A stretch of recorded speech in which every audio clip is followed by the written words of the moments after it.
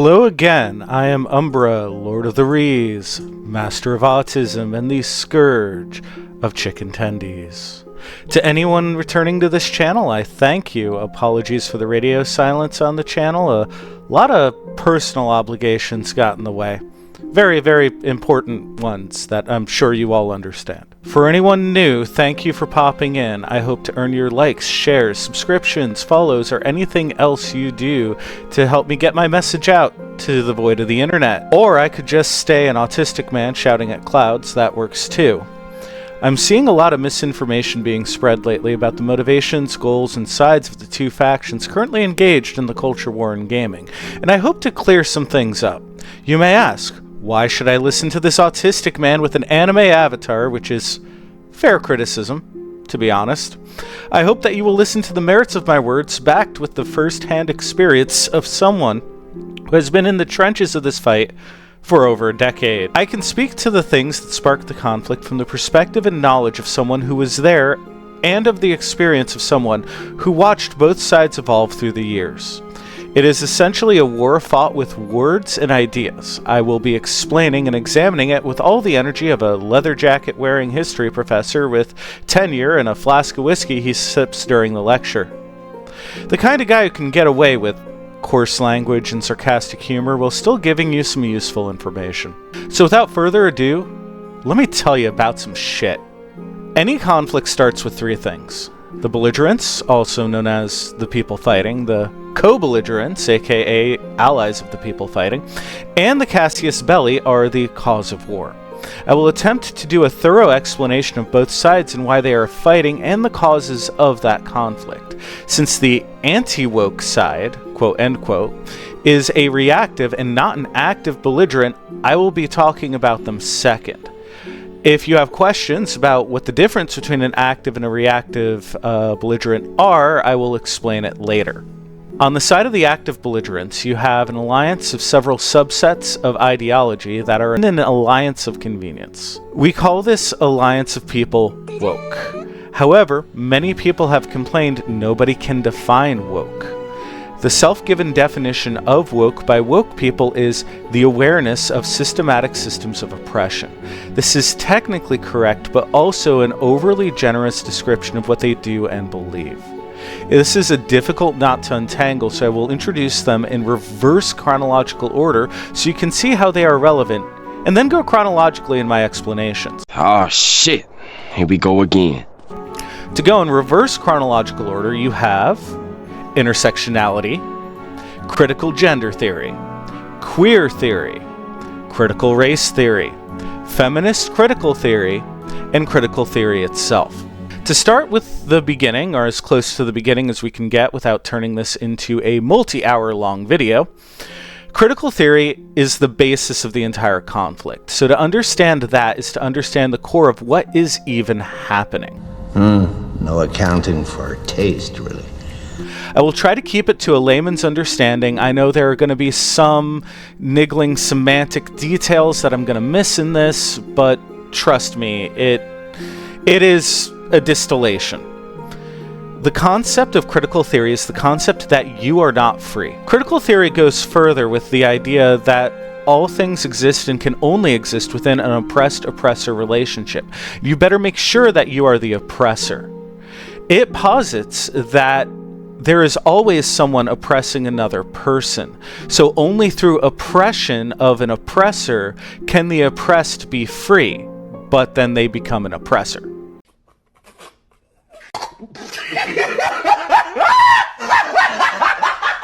Who then gets oppressed. It's a circular thing. It's really it's based on Marxism. What do you expect? It was actually developed based on the theories of Karl Marx, but disagreed with Marx on several points. The most important of which is that the concept of class was not the only way to view unfair circumstances, but rather to believe that other aspects of society are enslaving people too. This means that there can be any number of ways in which one group can oppress another group. From this moment on, none of you are safe. The outcomes are not their own fault, but rather a logical end result of people's circumstances going into life. Feminist critical theory is the idea that someone's gender unfairly determines their lot in life. While some have basis in reality, I don't think anyone can really disagree that sexism exists. Women.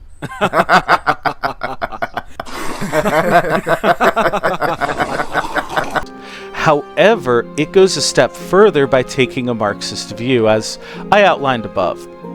Women will always be just as good, if not better, than men at everything, and it is only the perception of differences that keep them oppressed. This is the reason we have seen a distinct difference between waves of feminism. With the first wave, feminists wanting things like, the ability to have bank accounts and own property, and the second wave wanting equal treatment in the workplace. With the third wave going off the rails as it reaches a level of what I call applied theory, which I'll explain at the end of all this. Critical race theory is more recent and supposes the reason for disparate outcomes is due only and solely to race. And the structures of race are the only thing holding people back. Therefore, it is important to dismantle every possibly perceived inequality due to race. It is much the same as gender theory. It's important to keep in mind with the critical theory and the concept of oppressed and oppressor, and the only way to unoppress someone is to oppress their oppressors. I'm sure you can see how this simply just turns into racism with extra steps. Queer theory is much the same, but focusing on alternative lifestyles. Lesbian, gay, bi, transgender, etc., etc., etc. Their claim is that queerness, as they call it, is not any kind of deviance from the norm, but rather a natural thing, and the only reason people aren't more, for lack of a better term, gay is because society tells them not to be. It posits that there's no such thing as default sexuality and that essentially everyone is some form of gay. They just don't know it yet. We have all sorts of gay animals here at Big Gay Al's. Over here we have a gay lion. Roar. And we have gay water buffalo, gay hummingbirds. Here's a gaggle of gay gooses. Hi fellas, it's so super to see you. You're not straight, you just haven't tried being gay yet. Really. Gender critical feminism, also called critical gender theory, is the idea that gender itself is a social construct, that biology doesn't actually exist. The idea is that the mere concept of gender is a form of oppression. This is, of course, completely ignoring concepts such as genetic sexual dimorphism. With, the certain outliers exempted, it's really convoluted. Intersectionality is the thread that ties these disparate theories together. The way it works is that if you are a majority ethnic person with the same gender identity you were born with no disabilities, and attracted to the opposite sex, what I will refer to as factory settings, you rank the lowest. And, according to the critical theory view that we're taking, if you rank the lowest, that means you are oppressing someone else, even if you don't know it. However, if you are a fat, black, trans woman who is also queer and disabled, you rank the highest. So people should essentially have to make up for all the oppression that you have experienced by prioritizing you in every possible way. Back in 2008, this was introduced into the Occupy Wall Street movement as the progressive stack, and led to that entire movement falling apart. I was there the day the strength of men failed. I led Isildur into the heart of Mount Doom, where the ring was forged, the one place it could be destroyed. Cast it into the fire!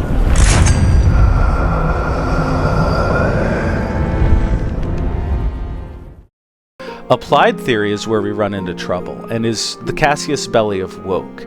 It starts with so-called awareness that individuals are enslaved by systems that systematically oppress them based on their environment, and that it's not possible for those people to rise above the circumstances of their birth.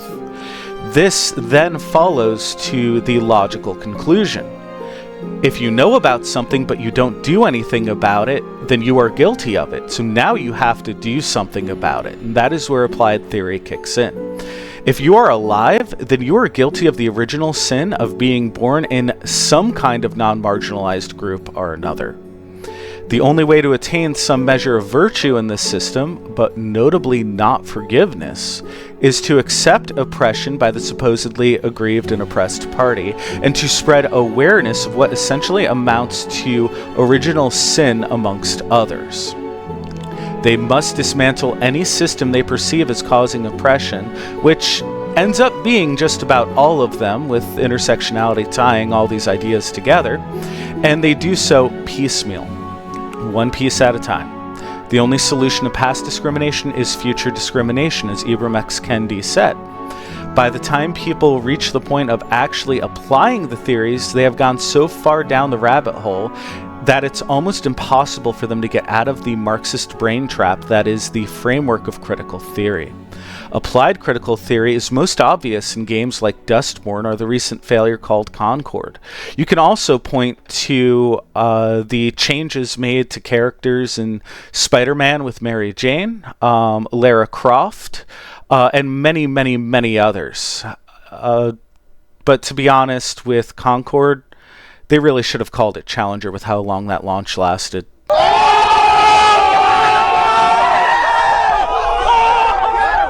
This is the absolute most condensed explanation I can give about them. It's not that I am pulling a Cato in the Roman Senate and trying to filibuster you into believing I'm right. It's that the whole thing is by its nature capable of hiding its nature by filibustering everyone else, by requiring an explanation so verbose and so insane sounding that a rational mind would initially reject it as being far too outlandish. This is why you will hear me simply say woke when I'm referring to these people, unless you want me to have to go through all of that brain rot again. The reactive belligerents are the anti-woke side, people like Grums, Cabrutus, and many, many others. Anti-woke is even harder to pin down as a cohesive group because it, frankly, isn't one.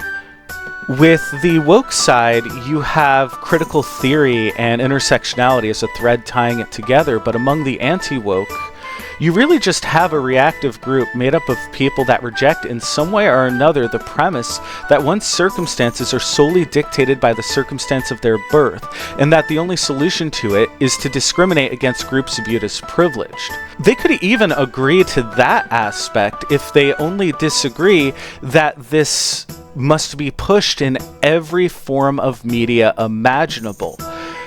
The Casus belli, as I mentioned, of woke is to push awareness of this original sin in every aspect of life. If you believe that even for a second that you should not be involved in this, you're anti-woke.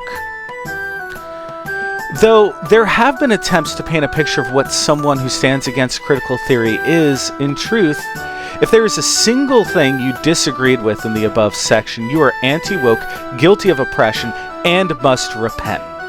If you happen to be one of the people they claim to champion, it gets real ugly. Traitor! This is not to say that there are not actually reprehensible people that also occupy the anti-woke space. When you have a very black and white exclusive identity that views all outside of it as evil, you are likely to encompass a lot of both good and bad in opposition to that. The number of people the caricature represents is actually an incredibly low number, and they are generally clowned on. No one fucking asked you, you fucking cocksucker! And are told to fuck off. The caricature of people I'm talking about are the people that are like, oh, it's woke just because it has gay people in it, or oh, it's woke just because there's a black character in it. Those people are actually very rare, and to be honest, I'm not entirely convinced that they're not false flags themselves. And you also have to remember too, just because someone reprehensible agrees with you does not mean that you are wrong. Even broken clocks are right twice a day, and I'm sure Nazis also liked water and air. The fact of the matter is, if you feel no negative feelings, associations, or even just ambivalence or apathy towards someone's race, sex, sexuality, gender, or anything of that type, you are anti-woke. Welcome to the fight. They will not spare you. The cause of war for the anti-woke side is simple. The woke ideologues mainly come from colleges and universities and often get corporate jobs. Once in position in those corporate jobs, they start dismantling oppression because, as you know, if they are aware of the oppression but they don't do anything about it, then they're guilty of it. In gaming, this comes with changing what is and isn't allowed. This is why we have seen game characters made ugly, sexuality banned or de-emphasized, things changed, or things that push this idea of needing to correct the scales of opposition pushed into almost every major release. Those who do not want their games to become a mouthpiece of this battle against oppression and just want to enjoy good gameplay, engaging stories, or even just anime titties before their next soul-sucking shift at their job decided to push back. You might wonder why I refer to the anti-woke side as a reactive rather than an active belligerent. That is because anti-woke did not start this fight. It is even in the name. They are a response to woke, not an ideology of themselves. The cause of war for the woke is simply everyone existing and doing their thing, well, not subscribing to their idea of oppressor dynamics. So to claim that the anti-woke side is an equal combatant is not accurate. This disparity can be seen with Cabrutus and the whole situation with Sweet Baby Inc.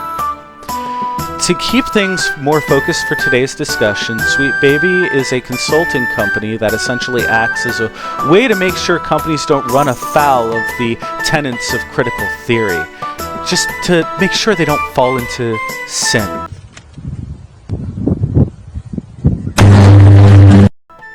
This, of course, comes with limitations and requirements that they say are free to be ignored. But are they? Really? So rather than buy into and support this, Cabrutus and those that aligned with him did not write a petition saying that the company needed to be destroyed. They did not in any way work directly to attack or interfere with Sweet Baby. Instead, they simply made a list of games that Sweet Baby worked on and said, if you don't want to support them, avoid any games on this list. Good. Fuck 'em! This was a reaction to the ideological incursion, and not a call to attack them, but simply a desire to not be involved. I call it an incursion because if these changes were a natural consequence of the creative process, why were these consultation groups even needed? The response was swift, with Chris Kindred, an employee of Sweet Baby, calling upon his followers to attack Cabrutus and destroy him. They wanted to get his Steam account deleted and all of his games lost for the crime of not even wanting to be involved. If he wanted to play any games again, he would need to rebuy all of them. This is essentially death for a gamer in many ways.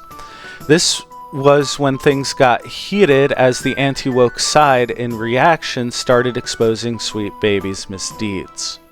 The rest of the sordid affair is a subject of its own for another video I may touch on, but ultimately it is the reoccurring theme of the conflict. Most other dust-ups usually follow this pattern of woke side doing something, the anti-woke side protesting, and then the woke side trying to make it look like they were being attacked all along. Huh. Where have I actually heard of these tactics before?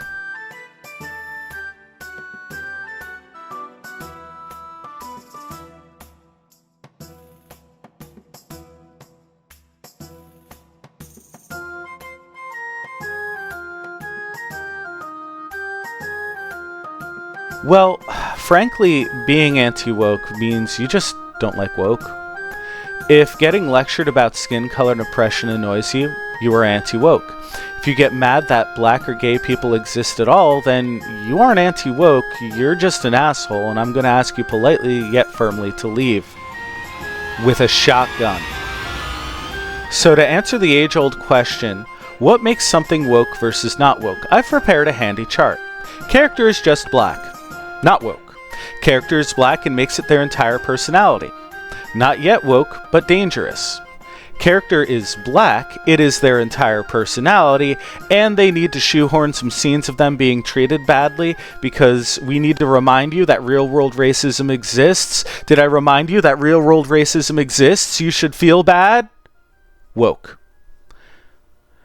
The point is that woke is not diversity, as they try to pretend it is. Woke is trying to shoehorn themes of oppression and revenge against oppression into stories and themes that do not support it. Woke is censoring conventionally attractive women because heteronormativity, but then spending way too much time on a trans sex scene. Woke is in the delivery, focus, and execution of the themes as much as the themes themselves. Concord. Man, that launch was so traumatic, it brought up some really old trauma. Anyway, Concord is the example of what woke character design initiatives inevitably head towards. You may notice that the designs in games that have started to follow this trend become more and more Concord-like, like a form of Concordification. A good example would be to compare the character designs of the original Arkham games versus the recent Sushi Squad, and I have to call it Sushi Squad because self-deletion is a bad word on YouTube. You can see a Concordification in those character designs. From a story perspective, Dustborn is literally the best example of what a woke story is. And the more a story leans in that direction, the more woke it is. This is the best description I can give you of the culture war from the first-hand perspective of those who are in it. It's up to you if you trust my perspective. I'm just an autist on the internet. I really have no desire for e-fame or being a big voice, otherwise I wouldn't have waited 2 months to upload this. I do, however, want to try to get these ideas and information out to as many people as possible. Please, if you disagree with my definitions or want further evidence or supporting facts, please leave a comment. I will try to answer as much as I can. Subscribe, like, share, or whatever you want to do with the video. In the end, I want to hear your perspectives too. Have you seen this conflict in a different area? Do you think I'm just some insane autist connecting random dots? Toss it in the comments and I would be glad to respond. All in all, I want you to never forget that passion is nothing to be ashamed of. And now, folks, it's time to say goodnight. We sincerely appreciate your patronage and hope we've succeeded in bringing you an enjoyable evening of entertainment. Please drive home carefully and come back again soon. Good night.